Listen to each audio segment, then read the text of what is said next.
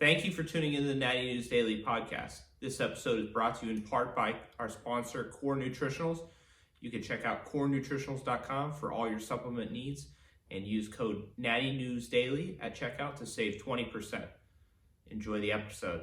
All right, what's going on, people? Welcome to a very special episode of the Natty News Daily podcast. I'm stoked for this because this is a subject matter that we've never really kind of touched on to the degree we're going to touch on it, and that is posing, the art of posing in bodybuilding. We've got Daniel Coffeen here on the podcast, the number one posing coach in the States. I guess we could W that. That's in your Instagram bio now, man, so that's legit. Welcome to the podcast. Yeah, I figured I'd put that in there. I'm self-proclaimed, but Hey, whatever. I'm my word means nothing in the grand scheme of things, but the amount of times I send your stuff to my clients, I'm gonna give you that title, buddy. It's funny because Yeah. Leroy, you put that in our bio very early with Natty News, the number one natural bodybuilding news outlet. You put Yeah. that in like day one. So Thousand own it. followers, no one's touching us. Own it. Yeah, that's right. I'm right. All right, man. Honestly, I want to really run with this episode because as soon as I posted that you were coming on, I had probably within the hour like 15, 20 DMs from people that were like, "Hell yeah, can't wait to learn, can't wait to, been following this guy for a long time." So, you've got a pretty loyal fan base, and I know we touched on this before that you're not as queued up within the natural bodybuilding space as the enhanced side of the sport. And I think this could probably get a lot of eyes on you, which at the end of the day is kind of what we want to do with Natty News, is just support bodybuilding in general. Obviously, we're in the niche of natural bodybuilding, but posing obviously applies across the board. So hopefully we can kind of give some people some knowledge bombs and take away and see some better posing on the stage in 2024. Yeah. I really want to learn more about the natural bodybuilding circuit. Like when I first started kind of understanding fitness, I ran right into the 3DMJ guys. And I Hey, there always you go. thought that Alberto Nunez, I always thought he was do you guys know him? Yeah, we're Yeah. buds. Really? Oh man, I Yeah, would we're love to connected be. with I'm like a huge Alberto Nunez. I think that he's a guy's cool so dude. cool. Yeah. He was like the first like obviously coming up in bodybuilding, you see like, my generation, Flex Magazine, Muscle Mag, that kind of stuff. So you see all the enhanced Yeah. guys. And I remember the first time I come across, it's like in natural bodybuilding, it's probably one of the most iconic photos is the most muscular of Alberto Nunez, veins from his forehead to his toes. And I was Yeah. like, that dude's natural, like a $165 Yeah. just peeled. And Yeah. yeah, And just it's cool. Yeah, He man. eats boatloads of Greek yogurt. I love it. Hey, he's one of the icons in the industry, man. So obviously, if he listens to this, it'd be pretty cool for him to hear that. But let's back up a bit. Sure. Where did you come up in bodybuilding? I don't know a whole lot about your like history as a competitor or anything like that. Nah, man, I'm brand new. Like I'm really You new just to this whole thing. you stormed the scene, eh? Yeah. That's how I did it. And honestly, it was kind of by accident. But yeah. So like I was always interested in fitness and whatnot. Playing sports in high school, like very cliched story. Um, but then I joined the army right out of high school, and I was in the army um, basically from 2009 to 2021. So like a total of 12 years, and bodybuilding and being big like isn't really conducive to like trying not to get killed by bad guys. The bigger guys are usually like a bigger target. So Yeah. it's really better to be like, agile and fast and slender. And so like I did kind of like my take on CrossFit, did a lot of endurance work and stuff like that. A lot of swimming. Had like a summer where I was like canoeing a lot. Just wanted to be like very like well rounded. But like bodybuilding was always in the back of my mind. I always thought it was super cool. And then in 2020, I started training with a friend of mine. I was living in Hawaii, and it was during COVID, and I was stationed there. And I was training with a friend of mine who was. I was forced to basically train with him because everything was shut down. But he was a WNBF pro, so that's like a federation. It's like bigger in Europe, and he was like a fitness model pro or something, whatever it was called. And so he kind of taught me about bodybuilding stuff, and he was like, "Well, why don't you do a show?" And so I did like a COVID show in Hawaii, and it was like me and another guy in the class. And I won, and I remember listening to a podcast about you guys. Were like, I don't remember which one of y'all it was, but like you won your first show, and like immediately like you were hooked, Yeah, that was me. right? Yeah, game on. Yeah, I'm clearly great. So let's run yeah. with So, this. so like I beat another guy, right? So I Yeah, was like, yeah. oh man, like I got some potential here. So and that's and then and then from there I hired John Jewett as my coach right after that season because I wanted to take it a little bit more seriously, and I had always seen John's stuff. Yeah. And I was enhanced at that point, so I really wanted to like be a part of the safer use model, which is what John teaches and what J3U, the company which I now work for, is all about. Surprisingly, we do have a lot of people within the J3U community that are natural competitors and follow the Yeah, same for sure. principles. So it's pretty neat that we're able to reach them. But yeah, so competition history is it's pretty limited. I've done 3 shows in total. I did that first show in Hawaii, and then I did a regional show, 2022 in Dallas, pretty big show, and I won the overall in classic physique. I got second place in bodybuilding, and then I went to nationals to try to win a pro card. Just because, like, I don't know, I had a lot of momentum, and I was like, man, maybe I can actually do this. And I got first call outs, but I wasn't within the top 2 to get the pro card. So Right. since then, well, stop there.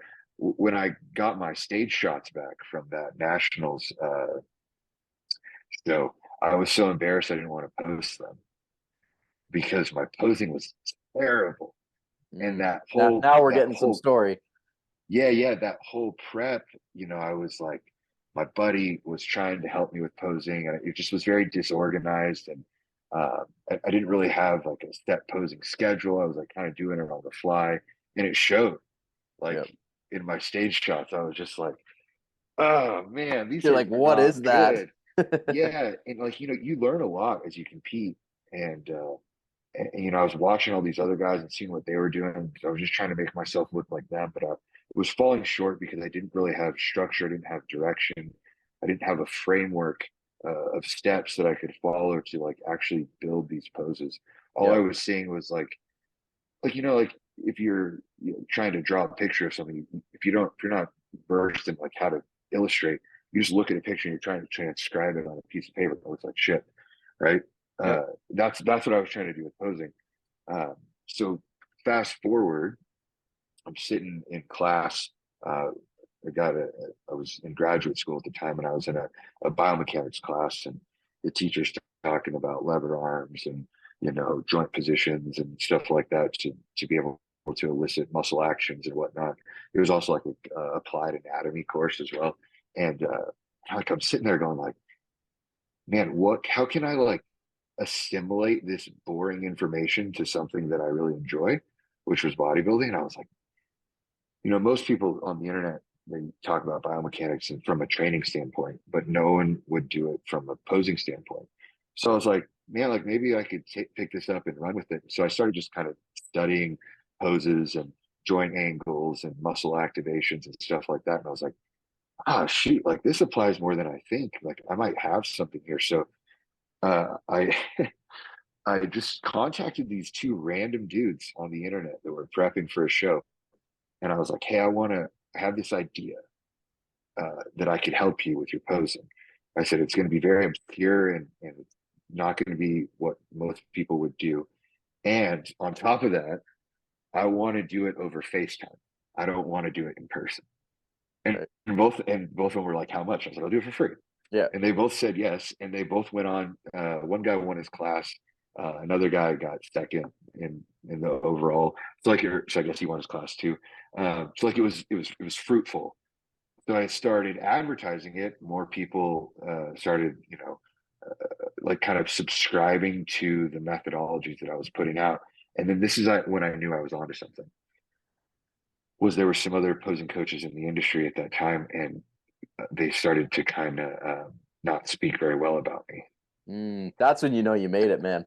And I was like, oh, I get it now, right? Like I need to like double down on this. And so, yeah, it's become really successful. I pose, I don't know, between 30 and 40 people a week right now. So it is absolutely a full-time job. Anyone from a person who doesn't know what they're doing at all, first show, Yep. has no clue what a front relax is, to guys that have been on the Olympia stage. Can That's teach them wild, all. man. It's all the same framework. Yep. Use all the same steps. Treat everybody exactly the same. Like I very much have like a coach mentality. Like I don't care like how accomplished you are. Like if your posing is crappy and you hire Yep. me, like my signature is on that, so it's got to be great. Yep. Yeah, so I mean that's pretty much where we're at now. Um, That's great. That yeah, it's yeah, that's crazy to like much think it. that you like you're opposing coach full time. You know what I mean? Like I think even Yeah, how like queued up we are in the industry to think that like, you are out there on, when you think of coaches within bodybuilding, it's like, okay, training, nutrition, supplementation, maybe PED use, that kind of stuff. But you're the guy that's like, I'll fix your posing. What you're going to do up to the stage, they've got you. I've got that 5, 10, 15 minutes on stage. I'm your guy. And that establishing that marker in the industry, you're continuing clearly to do that, man. And that's, clearly it's a space that needed filling, right? Like, I mean, any show you go to, you're seeing, let's be honest, dog shit posing in at least half the people. You're like, that needs to be fixed. That needs to be fixed. That needs to be fixed. And you're the guy doing that. dude, there's more work than there is me and other posing coaches. Like there's so much help that people need. Mhm. Um, Two cool things about my job quickly. Number one, I get to show people change within 30 minutes, Yeah, right? sure. Prep coaches can't do that, right? Prep coaches need weeks and months to Yep. elicit change, right? I can do it in 30 minutes. And that's really cool. The other thing too is that 30 minutes, that's I get to spend that with your client, right? Like how much time do you get with your client every week? Maybe a Loom video or an email, maybe a phone call if you're like one of those Yep. coaches, but like Yep. I get your guy for 30 minutes every week, sometimes twice a week. Um, and like I get to know them really, really well. So what's really neat for me is that I get to pose these guys and then I get to go talk to their coach and be like, hey, so and so, like, man, like they need more practice, or you need to push them, or we need to emphasize this, or Yep. like I'm not sure if this guy's ready. So it's really cool for me to be able to double back with the coach, and then I kind of feel like we're working together. It's pretty neat. You do all divisions? I do every division except bikini and wellness. Yep.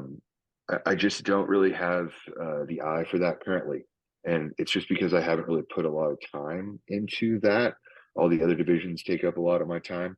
At some point, I would like to take a stab at it. Right? Maybe I'll be good at it. Maybe not. So far, every other division, kind of the principles that I kind of serve as the foundation of what we do. They've all applied. We do have a person within J3U that does specialize in bikini and wellness. Her name is Pamela. She's from Brazil.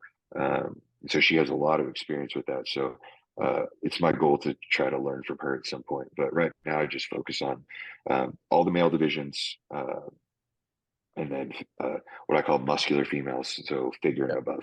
Yep. Yep. Sweet. Yeah. Sweet. What's like the vision? You know what I mean? Like you said you're what? This is like year one, pretty much. Yeah, this would be the start of year two. Yeah. So you're going into year two. So what's like even year five? What would be, if you could define a vision for that, what would that look like? Yeah, I would like to get into the mentorship uh, area of coaching, because like what I do is so simple, right? Like I can teach it to anyone. And I really want to be able to do that so that we can improve the product overall on stage, Yep. right? Because like, and personalities are important in coaching as well. Like there's some people that will come to me and I can tell right away, like we're not going to be a good fit. I'll tell you who I'm a good fit for. I'm a good fit for the guy who has two left feet and has never had very good rhythm, or like it's just, never been like one of those, the guy in high school that was like in the dance circle all the time. And you're like, how do you do that? And he's like, I don't know, just like can move around. Like I was never that guy, and there's a whole bunch of me out there. I connect really, really well to that guy. I'm also really great with people that like to be pushed hard. I give a lot of homework. That's another thing that I think is a nuance for me is like we have 30 minutes a week, but then you owe me homework every week as well because I treat it very much like an academic program where there's initial baseline, we're gathering data, and then it's a collaborative process from there to the end of the show. And how many sessions you need is very dependent on what your skill level is, and then what I request of you in between sessions is also very independent as well. But yeah, like again, I'm right. I'm egotistical, selfish, right? It's all about me. So if my signature is on that athlete, like it's got to be really good. And I say that facetiously, but I just don't want people to go out on stage and it look like their first time. Yep. Yep. No, it's fair, man. That's a good motivation to have, right? It's again, same as any other coach in any endeavor, right? If you have somebody that in some form or another is representing you and your work and your ability to coach, then you want to make sure they're representing you properly, right? Yeah, absolutely. So why do you think posing continues to be such a lagging area? Because it's so interesting that in a sport where everything up to the prep you do, and then on stage, posing's all that matters. How you display the physique that you've built. So I always tell my clients this, I'm like, would you go play a game of football and never throw a football? Would you go play a game of hockey and never hold a stick in your hand? So why is it that people go on stage with little to no effort in their posing? Yeah, agreed. And but I'm going to challenge your question that you're asking your clients, because my question to you would be like, well, what other sport do you practice something for 12 weeks and then you don't actually do it on the game day? Right? Like we don't do any training or cardio on the stage. We do this totally other event that is totally separate from what we do in the gym. And I think it's that disconnect there that's leading to what we see on the stage is where like client will absolutely never miss a meal. They'll never cheat on their diet. They'll always do their cardio sessions. They'll never miss a training session. But if I'm fatigued from training, like I have no problem not doing my posing practice that day. Like maybe I'm a little, maybe I'm a little guilty about it, but it's not that big of a deal. I think that's the attitude that people have. And I think the correct attitude would be to treat the posing just like you treat training, cardio, and the diet, right? If it was just like a fourth tenet of prepping, cardio, training, diet, posing, like you gotta tick all those boxes, sleep, you gotta tick all those boxes every single day, then you're gonna have a great successful prep and you're gonna look good on stage. But if you're missing one of those, then obviously it's gonna show. So why do you, I want to add a bit more and then Dan can go. So we hear the term tick the boxes, you know what I mean? That's what bodybuilders love to say. And they'll tick the sleep, they'll tick the Apple Watch to make sure stress management's all in check, and they got the Aura ring on, and they got the neck brace, and they got to make sure training's on point. Tick every box, but not posing. Why is it so low on the to-do list, but they will micromanage every other detail until they get to the stage when they go, oh shit, I've missed this massive box for the last 20 plus weeks and barely ticked it? Like, why is that a thing? I don't know. It's probably different for everyone, but I would imagine it has something to do with putting on a man thong and dancing around in public. Like I mean, that's what it was for me for a long time, was like, I was just like, I don't really feel very comfortable wearing this thing. I feel great in gym clothes, but when I put on, like, I have a pair of purple trunks, right? When I put on these purple underwear and I'm in the gym with all these mirrors on me and people walking by, like, it's a little distracting. Like it's not something I really want to do, especially if I'm new. Or like maybe I'm doing a show and like I'm not the biggest guy or not the most impressive guy. It's a very intimidating thing to do. Um, I don't know. I really don't know. It's also difficult. It's just, I think it's just something that's easy to skip. Fair. Dan, you were Yeah, I saying? mean, a lot of what you described is very much me. I mean, for me, I don't think it's so much the putting on trunks. It's more so like I just like doing the bodybuilding, like the lifestyle side of things. I think, and Yeah, I like ticking the boxes, and like posing is a more like artistic type of thing, which I'm an engineer. I like the just like, okay, let me tick this box versus this is like, okay, this is kind of more of a subjective thing. So, for me, I mean, that's always been, something that's been a lot of what you described is exactly been an error that I've made in past. And I'm taking steps in this season, this coming season, which I'm start prep in a few days here or whatever, 5 days, whatever. To integrate that. And I want to hear your opinion because I have some solutions and things that I'm going to do this prep. I've already got wheels in place to do so, to structure things into my routine. How do you suggest going about that? Like what do you do for yeah, your clients and athletes? great question. And look, before I answer that, let me tell you why you and I would be good to work together. Is if you like steps, if you like analytics, like I'm your guy, right? That's exactly how we build every single pose from the ground up. There's a sequence of steps that you got to do from step 1 to step 10. And if you do all those things in order, like you're probably going to look really, really good. So we're going to work really well together. But how I structure posing, it's different for everyone. I do have an ebook. Well, yeah, I have a posing course that has an ebook attached to it, and it has like a very just like basic practice schedule. But my recommendation to you would be what I'm doing currently, which is like you just got to start early, right? Start early and find small wins, right? Sometimes I try to practice after every training session, and I'll do that for also content purposes as well, right? Like I want to make sure that I'm able to work efficiently. So I'll do 10 minutes or so post training, and then I have one session a week where like I'm going into the garage, I'm putting on some loud music, and like I'm just gonna put in the work. Um, that's how I structure my stuff personally because it makes it fun. Because I'm also like doing it for Instagram, but then I'm also able to be very technical as well. I like to record myself and I like to just pick out the errors. And if I see an error, I reshoot it until that error is gone. And I'm just again looking for small wins. So like maybe one session it's just quarter turns. And I want to hit 5 perfect rounds of quarters and film it. And if I'm good with that, I walk away.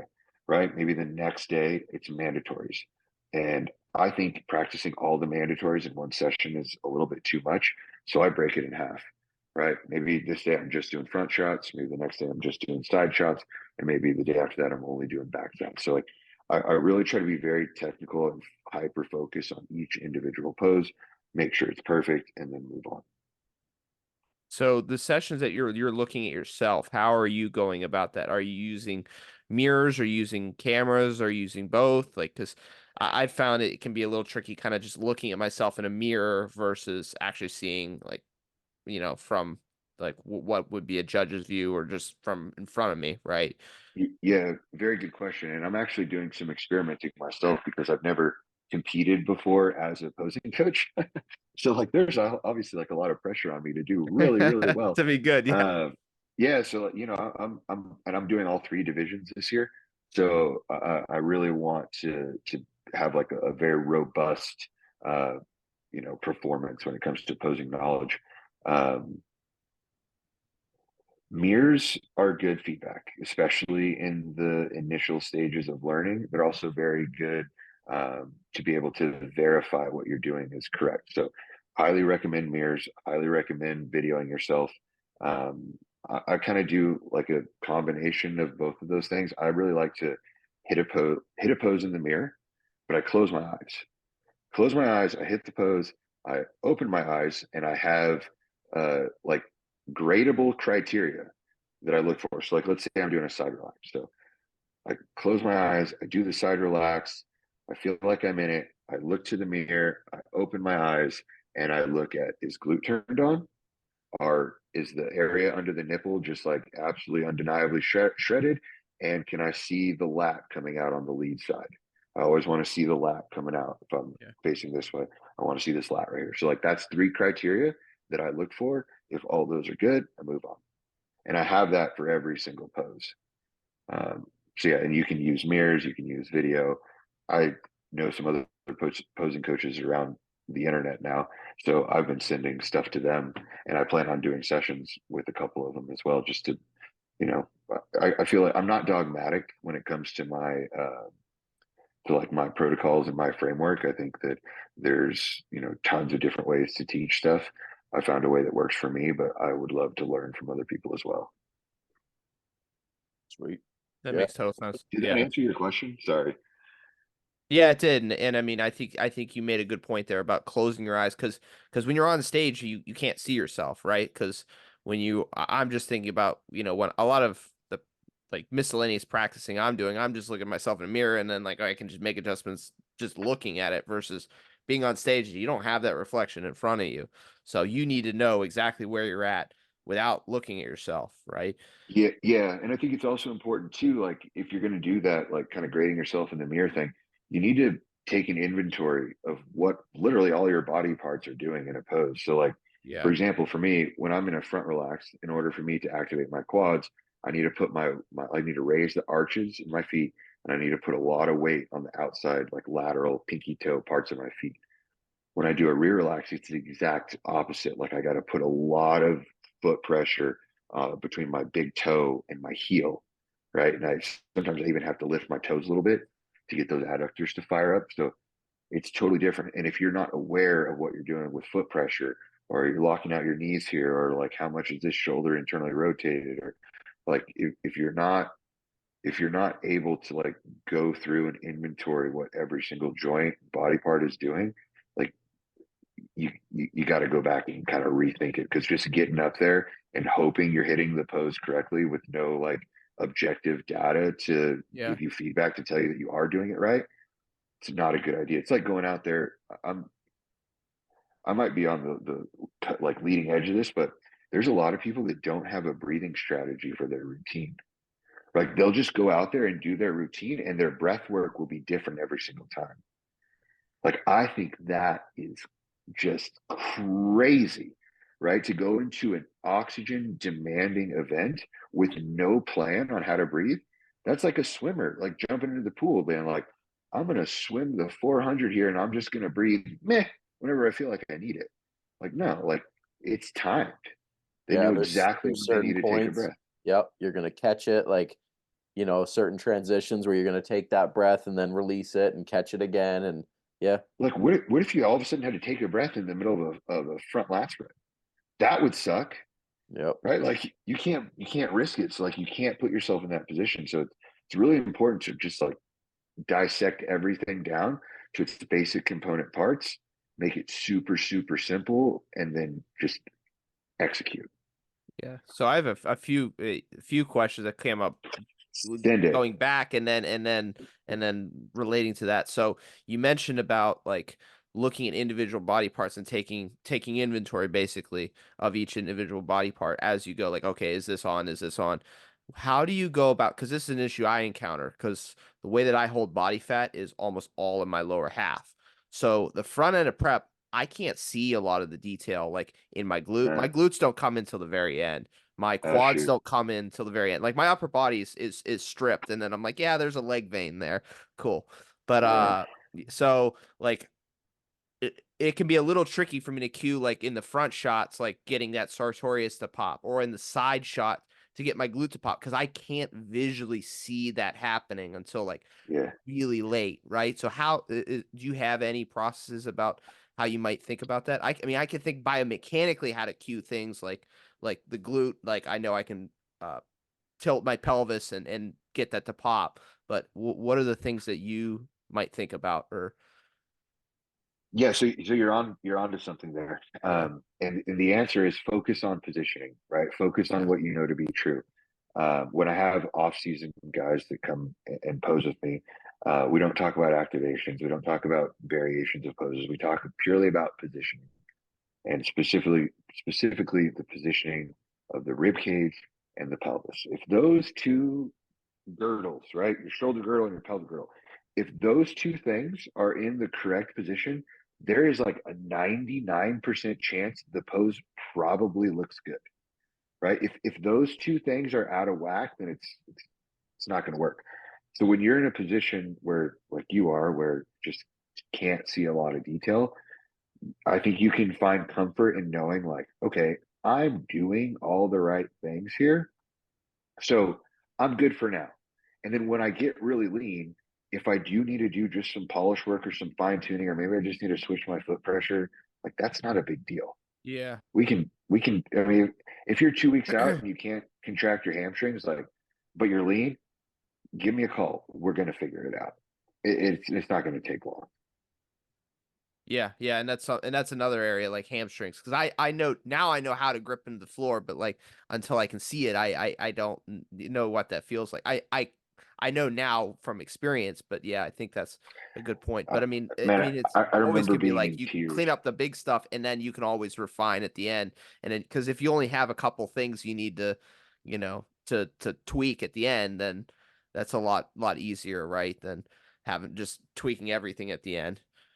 Yeah. So yeah, if you can just be in the correct positions pelvically and your shoulders as well, like you're going to be fine. I, it's just not going to take long. 1 or 2 sessions, maybe. Yeah. Maybe you have some nuance with. I think I've at this point I can't say that I think I've seen it at all, but I have seen some really weird bodies over the last year, and I've been able to make all of them look presentable on stage. There's a way to do it. We might have to get creative, right? Like for me personally, I was in tears like 4 weeks out because I couldn't contract my hamstrings. And then one day I just literally laid on the ground and did like a bridge, and I felt my hamstrings and glutes engaged, and that was it. That's all I needed. I stood up and I was like, oh, I just need to make that feeling happen back there. And I did. It was Yeah. on. Yeah. Some guys I have to use bands with, right? Bands have really great application. Loop some bands around your ankles, anchor it to the squat rack, make them step back out the tension, then tell them to contract their hamstrings. They'll fight that band resistance. Hamstrings turn right on. Um, yeah. But if you guys have trouble like contracting their quads, I'll use the squat wedge, right? Like put them in some lifters, tell them to dig their feet into the ground, turn their quads on, lights right up. Some people just need like a little extra, I don't know, Just a cue cue, or like like a little bit, just a just to know feedback what that. mechanism. Yeah. Yeah. That's That's exactly. yeah, that's all I need. Very cool. What are some of the other issues that you see? You alluded to some body types that are a little bit, I don't know what word you used to describe it, but I don't know if you said unshapely or just awkward, weird. What are Yeah, some there's things that you maybe seen, and corrections that you've made, or adjustments you've made to hide things or to present things in a specific way? What are some there's things that two you've seen? types of athletes. There's rigid athletes and there's chaotic athletes. Okay. That's probably like now I'm talking about their bodies, but their minds are probably also like that as well. Like you have some clients that are just kind of chaotic. You have some that are super rigid.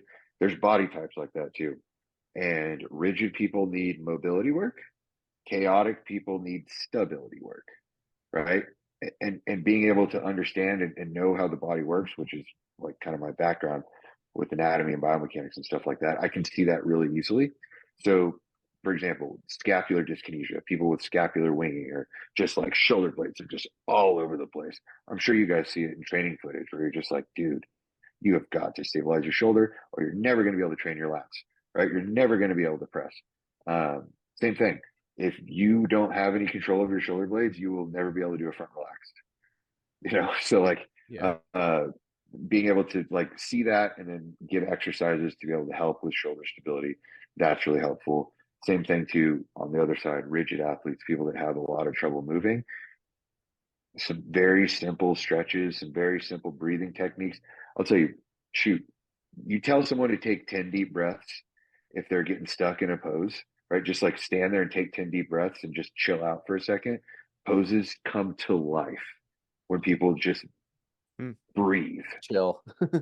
Yeah, it's wild, man. But yeah, so really it comes down to like what is the issue? What is the like kind of the category of the client and what's the correct intervention to apply? I have some posing sessions where people come to me for posing and it kind of just turns into like a little like rehab session because we're trying to fix all their body parts because they're just not ready to start posing yet. It doesn't ever make sense to practice the wrong things. Does that make sense? You Yeah, You ingrain gotta, bad habits, and then all of a sudden it's harder to break, right? Than it is to yeah. initiate a new habit, right? And, A good and habit. what I'm working on is a way to, and it's probably maybe a year or two in the future, is a way to create communication with the coach, right? Because a lot of coaches don't quite have the background that I have, and I can easily communicate, a few exercises they need to be doing pre-training that'll carry over to posing performance, and it probably carry over to training performance as well. So something we're working on in the future at J3U. Wicked. Very Sweet. cool. Yeah. Sweet. What would be maybe like top 5 most common things you see that you're fixing across? Let's just talk like bodybuilding / classic physique.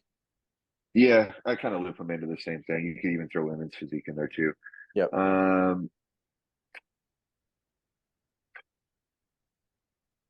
Well, it's going to come from pelvic positioning mostly. So, like when people just don't push their hips back in front shots, right? Like you want to make sure you have a wide waist on stage, push your hips forward, Yep. right?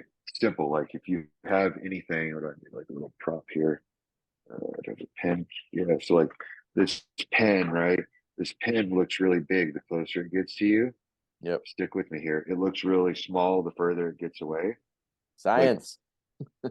Magic. Yeah, right. Push your hips back, right? That's one where that is really difficult for people, especially in classic physique, because they'll do like a hip shift, right, to make Yeah. their physique look like a little bit more flowy, kind of get that nice classic look to it. But they'll push their hips laterally and then they'll push them forward, and it looks worse than if they were just to hit it traditionally. So trying to like bridge the gap there, that would be number one.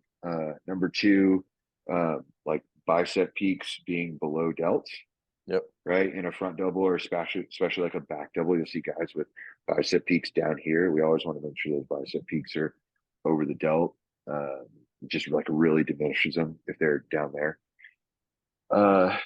What else? Glute contraction seems to be pretty difficult for people in the side relax. That's also very difficult for people to coach. It's tricky because I find you with don't want to contract the hamstring too, right? So Yeah, what do you guys do? I find too with clients like side chest, like to get your glute in a side chest with keeping that hamstring hang is Yeah. like that's probably like one of the hardest things for me to get across to people. And How do you do it? I find the easiest way is when I'm coaching clients in person and I can manually cue them where I'm like, "Okay, Okay. I need you to flex like right here. Like you need to flex your hip but keep this relaxed because it's so easy in a back shot to just like engage. But from the Sure. side, you can't. I mean, maybe you can, maybe you know more than me, but you can't. Like I find when I'm in my side chest, like I can't contract the same on my glutes as I would in a back shot because I'm not driving my hips forward. Right. Because you'll get the hamstring. Yeah. Yeah. So what do you do, Dan? yeah, Dan's I'm not working an on it. expert on this, but I think of just posteriorly tilting my pelvis. Yeah, sure. That can be helpful too. So I don't even like mess around with telling them to contract like their glute per se. I do a pelvic floor contraction because you can get the same exact result out of that. So all you do is like, are you familiar with like a Kegel exercise? Yep. Pull it in, boys. Yeah, yeah, where you like kind of cut yourself off from peeing. You do that in your side chest setup, and those glute lines just go whoop. No way. Yeah, yeah, it's pretty cool. And so, like, for when I'm teaching that, I'll tell people, I find myself saying this so much.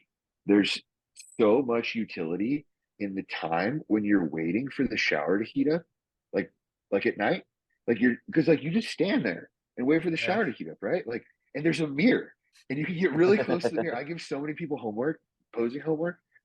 during that time. So like I'll tell them like you gotta do 10 glute contractions each side before you get in the shower. That's funny. Stuff like I that. did similar in the before the Mr. America a few years ago. I was in the tanning booth and I'm just standing there. I'm like, I'm just standing here, so I'm gonna practice being able to contract my sartorius and I can look right at it and feel it. Yeah. And yeah, Yeah. Yeah.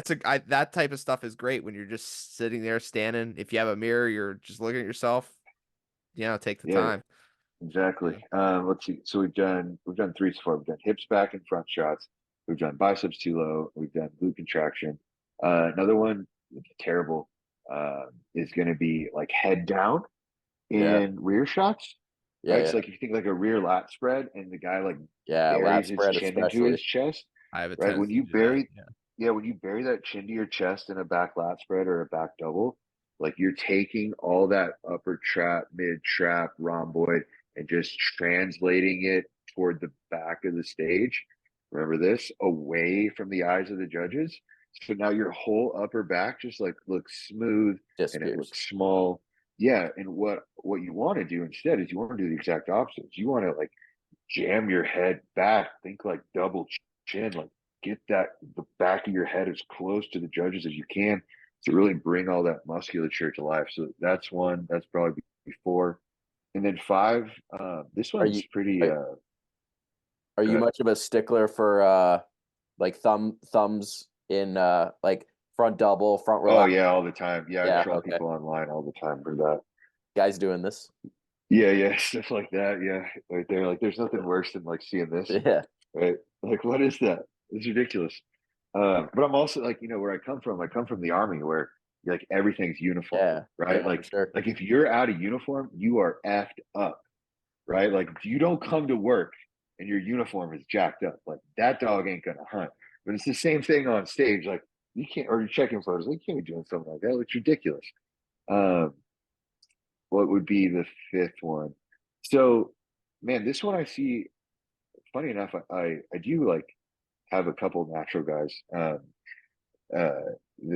I've posed with, and I see this a lot in natural bodybuilding more so than in enhanced stuff, and it's uh, like really you alluded to it, and I would love to take a look at your shots uh, in your back shots, right? Like a back double, really rotating that pelvis under and squeezing those glutes and hams as hard as you can. What I've found in my whole like 2 years of doing this uh, is that the harder that you contract the muscle, like it rarely yields its best look.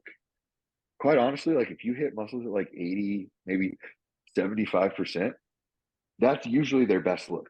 When Yeah. you're just like white knuckling stuff, Yeah, 100%. it's Yeah. unappealing, right? And so I see, and I'm really curious to see what your shots look like. But I see a lot of guys in like natural bodybuilding where they will, I mean, those their glutes look crazy, but when you really rotate that pelvis underneath and contract those glutes really hard, those adductors go forward, Yep. right? So they go away from the eyes of the judges, and you're left with this thigh gap that you could just drive a train through.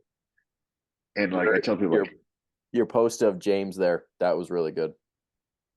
yeah, like it's Yeah, just that not was a like good visual. the, Yeah. the dude's 270 pounds. There's no reason he should have a thigh gap. Yep. Like his thighs rub together all the time. You're telling me that when you hit a pose, you get smaller? Like, how does that work? Yep. And it just comes down to pelvic positioning and then hitting muscles too hard. So yeah, I'd say those are top five. Sweet. I could probably do a top 10. There's so many, man. Yeah. That's a good Awesome. one because especially natural bodybuilding, like it's almost notorious for sometimes being Conditioning, a right? shredded glutes contest. So like really displaying that tends to be like Yeah. on everyone's mind. So, but Yeah, and that's a great point. That you flex it at 70%, like 80%, like it's there, right? yeah, it just allows those adductors. When I see adductors touching on a back double, back lat, back relax, I'm like, this guy knows what's going on because it's more difficult to pose it that way. It's more difficult to pose at 70% than it is at 100. Yeah. It really is. Like I can squeeze the crap out of my legs in a back double bicep to give myself these just gnarly cramps, but it's not going to look as good as if I hit it at 70%. Yep. Especially 6, 7 rounds of posing later. Yeah, excuse me. I gotta turn down my air. I'm freezing. Or turn it up, I guess. Okay, sorry. All right, what else we got? I want to critique my posing. All right, let's do it. Let's rip me Do a apart. lot of people watch the YouTube? Is this where this is? Yeah, mostly YouTube. Okay, Okay. nice. So I'm just gonna try to find some of my shit. Some of it'll be prep, throwback, some will be off season, but we'll just see what we can find. This was inspired by you, actually. The caption. Oh, nice. No, You just tend to step on stage after the best. Yeah. All right, let's check it out. Is it gonna play? I would love Elbows for it too to low. play. Yeah, this is a terrible pose. Oh, come on. That most muscular looks good. Yeah. If the video play, that'd be great. Okay, here. Oh. Fuck sakes. All right. I'll try to find a video. Like, what kind of internet you got up in Canada? I don't know. Okay, here's some shots. Recent check-in. Yeah. No, I think those are good. Like I'm looking at the front lat spread. The first thing I look for is like, are the hips back? Yes. Are the hands positioned under this in the soft spot between rib 10 and the top of iliac crest on the hip bone? Yes, absolutely they are. Flat across the top, the delt wise, and then knee bend looks sufficient. I see arches in the feet. Like, yeah, I think that would be a great front relax. Side chest, legs look good. Looks like you got a nice hamstring hang there. Can't see the glute, but doesn't really matter at this point. Um, I am pretty I'm like a stickler for like making sure that the arms are like really tight into the body. When you pull that, what would that be, your left arm? When you pull that left arm into your torso, this delt just fires right up. And of course, like it's going to be more difficult to see at the body composition you're at, but like when you're really lean, there's a huge difference between having that front elbow away from the body versus having it pressed up. It really lights that delta. But yeah, I think that looks good. What do you do with your abs and your side chest? I pull in, I suck in, like vacuum-esque. Yeah, you basically got two choices there, either vacuum or crunch down. Really, it's the only two things. Front double. Oh man. Okay, so that front double. So this is a good one, right? This is like something where I'd say like this is a good pose for you, but we could make it great. And that is, so like you're hitting an off balance pose here, right? Like you have more weight on your left leg than you do your right. Yep. Yeah, all for that. Love it. But do you see that right foot and how it's behind your left? Yep. Right. You never want to step muscle away, right? For this reason, right? Things are larger the closer they are to you. And if you take them further away, they get smaller.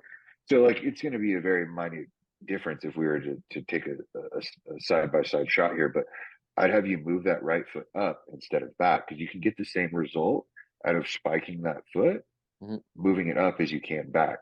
And moving it back is just like kind of, I don't know, it's like taking a loss, like step it forward. So that's what I would tell you to do there. Not staggering it at all, just having them level here, but one up. And is that what you would? Yeah, like step laterally versus back. I'd step forward. Okay. Yeah, I would step forward because you can you're going to push that leg closer to the eyes of the judges. You're still going to be stable, and you're still going to be able to like push that foot in the ground and externally rotate to turn on the quad. That's what I would do. I would change that there. I'd also think like too, like given structure here, I don't really know what you look like lean, but if your waistline is like relatively like blocky, which I don't think it is. Yeah, I gotta find some shredded ones here in the archives because that'll give you a better idea. Yeah, like I'm also too a big proponent of, and I talked about it a second ago, like if you're gonna hit an off balance pose, like maybe commit to it. Like commit into that hip, get really off balance. Let's see if we can maybe make that waistline look a little bit narrower by manipulating the position of the hips and the rib cage. I don't know. We don't know unless we see it, but that's something I would experiment with you, considering you're already doing somewhat of an off balance pose. And then in the back double here, I think this looks decent. I always like to make sure that the up foot, so that'd be your right foot, and the back foot, which would be your left foot, I always try to make sure that those two things are lined up. So like the heel of the right foot there would be lined up with the toe of the left foot. that really positions the hips in a very advantageous position to be able to contract everything really nicely, because so you're not overextended one way or the other. Hips look relatively aligned here. I can see quad sweep. I think that looks good. You're pulling up. I can see lats flaring. I would like to see the hands come back just a little bit more. Again, off season probably limited by mobility. Always want to make sure fingers are pointed toward ears in both front double and rear double, for the simple fact of like supination of the hand, of the wrist, which would be this, is the primary action of the bicep. When you pose an action of a muscle, it usually yields its best look. That's why making sure the fingers are pointed toward the ears allows that bicep to really pop. You could probably bring your head back a little bit. Yeah. As soon as I posted it, as soon as I pulled it up, I was like, "Damn, head forward, shit." Yeah, and it's really hard. Like I personally, I'm having trouble myself getting my head back on shots right now, just because like, oh man, it's difficult to get back there. We're all used to doing things up here in front of us, so getting into that rear position doesn't happen all the time. Found a video to cooperate. Yeah. You see how those arms? I'd love those arms to be closer on the side chest. That looks good. Back lat. Yeah, so that back lat, I would do the same as your front lat, where you put those hands like into your side, right? Because you can actually, when you push them into your side, you push your hands, you can shrink that waistline down a little bit. Okay. Just pushing. See how you're doing that right there? Yeah. Your waist looks really nice in the front lat spread. And then when you do the back lat spread, your waist looks like 3 inches wider. Watch. This is what I would do. You tend to want to pull your trunks, isn't it, Leroy? Yeah, you're a trunk puller? I'm a trunk puller. Okay. Yeah, I don't think there's anything wrong with that, but yeah, I would try to shrink that waistline on you a bit. Good. See how you're leaning back in that teacup pose? Watch. It's the last pose that you do. In any front shot, you're kind of leaning back in the front lat spread. Any front shot, so front double, front relax, front lat spread, any of the classic poses, like you always want to think nose over toes. Okay. Pushing that. Watch this. When you hit this teacup, you're like kind of, your momentum is backwards, leaning and it's that same thing of like you're taking muscle and you're moving it away from the judges. See how you're kind of leaning back there, and you lean back here. See that lean back? Yep. Yeah, you want to push that rib cage forward, stick it in their face. That makes sense. We're learning things. We're learning things. See, look, go up. Sorry. That guy hitting that front relax right there, whoever his coach is looking at him. Right here? Oh, right here. Yeah. Like his arms are all jacked up, but yeah, overall I've been trying to fix his arms for 3 years. Marley, if you're watching this, listen to Daniel. He'll fix you up. Yeah, that dude just needs a mirror. But yeah, he's pushing his hips back and his chest forward really well. And those quads are lit up. Look how if you look at his toes too, like his toes are raised. Yep.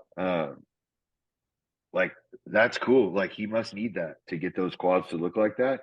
He wouldn't know that if he didn't experiment though. So like everyone's different. And you can see the right, or the toes of the right foot are on the ground. The toes of the left foot there look like they're coming up a little bit. Like that's just might be what he needs to get those quads to turn on. That guy looks good. Let's see. Is this another video that might play? It's probably the same.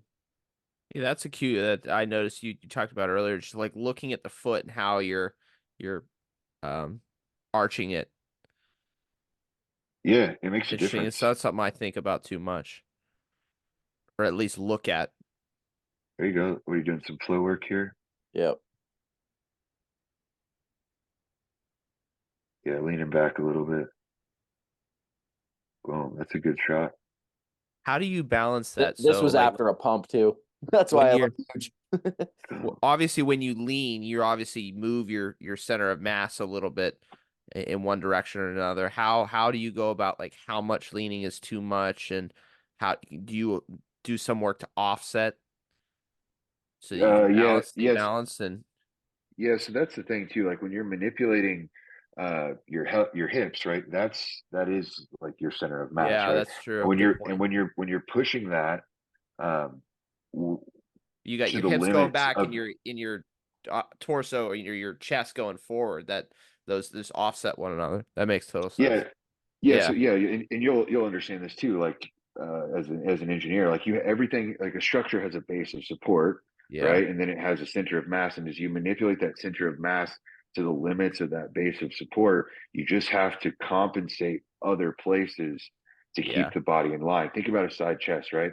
In a side chest, your whole lower body is rotating. I don't know, let's say clockwise, right? If you hit it on your left Yeah. side, your lower body's rotating clockwise, while your upper body, the counterforce, is rotating counterclockwise. The other way. And those two like opposing forces, excuse me, those two opposing forces keep the body balanced. Yeah. 1 second. You're talking my language. That's a really good point. Yeah. Yeah, there's yeah, like we'd probably geek out if we probably need an hour session, not a 30-minute session, so we could talk about stuff like that. Yeah, this is a good shot. So See how those adductors are touching? So this Love is that. this is me driving, not I don't know. You tell me. Like forward enough, too far forward. Oh, I think that looks great. Okay. Yeah, hamstrings are dug out. You know, you can see glute lines, and they're not. And I can see the adductors. If the adductors were missing, No, I would say we need to change the pelvic position. But yeah, I think that looks great. I wish I had more stage shots pulled up. I saw a side chest. There's a side chest. Yeah, that's a great shot. There's Yeah, a big so glute turned on. yeah, so that's I'm trying to sit here and think about how I do it. It's so like second nature now, you know. Would you say my elbow is better positioned here now that you can see me leaner? Yeah, I think that looks fine. I would tell you to, if anything, I would see that little bit of daylight under your Right right here. arm, the tattooed arm. Yep. Yeah, I tell you to, I put a little credit card. I take it out of my wallet, right, or something, or have them take it out of their wallet and put a credit card there and say, just like make sure that credit card doesn't move. Pin that elbow down. Sweet. Sweet. Yeah, man, this is how we do it. Like I do this all day long. It's really fun. I enjoy every single session I get, especially the new guys. I enjoy the advance. I enjoy them all. It's like it's fun. I love this. Awesome. Awesome. All Yeah. right, man. Well, I think that's a brilliant way to close this out. So plug it all, man. If people want to get in touch with you, if they want to follow Pay you the along, bills. let they go. All right. Well, I got a couple ways you can give me your money. One way is you can book an online posing session with me. You can find the link in my bio. I do one-on-one sessions. I do. I think I was telling Lyra earlier. I basically work on like the chiropractor model. So if you need me, you schedule with me. So I do one-on-one sessions. I do packs of 6, packs of 12. I also do really cool video feedback. I think that is an option that is heavily underutilized, that I have on my menu of items that I provide. But video feedback is basically you send me quarters and mandatories. I put them on my computer. I draw a whole bunch of lines on them and send you a Loom video that's like, I don't know, usually anywhere between 15 and 20 minutes, detailing out everything that you need to do, everything you need to change. And then I even offer this for no price at all. Send me a video back once you've read it or once you've watched it, and I'll evaluate that one too. But yeah, so that's what I do personally for posing services. Then I have what we call the precision posing course. That's a course through J3U. You can purchase it on the J3U site. $300, and it's everything you need to go on stage and look incredible. I break down every single pose, every single step, talk about all the biomechanics, give you a practice schedule. There's a check on learning. So like there's questions throughout it so that you can like kind of refine your knowledge and skill as an athlete or as a coach yourself if you want to coach posing. That thing is a steal. And sometimes I just send people to that and then tell them, hey, do this course and then come do 2 sessions with me before the show. And that's all you need. And that saves people a ton of money.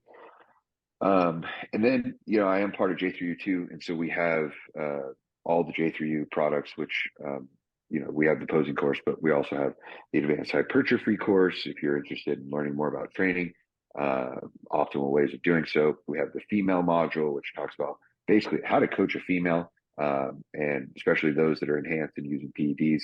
And then we have our level 1 education, which is our flagship program for basically how to quit your job and become a bodybuilding coach, natural or enhanced. That's our big ticket item, and that one is super cool. And if you haven't taken it, man, like, you learn so much, even if you're not a coach that coaches enhanced athletes, like just learning the whole process and how we break down a bodybuilding prep. It's so simple, right? It's so simple, yet it's so complex. It's like what we're talking about today.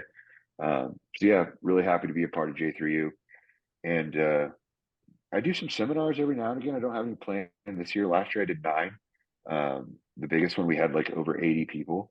So we'll probably do a few more of those this year. So just follow my Instagram account at Daniel Coffeen 3, and you can find more information there.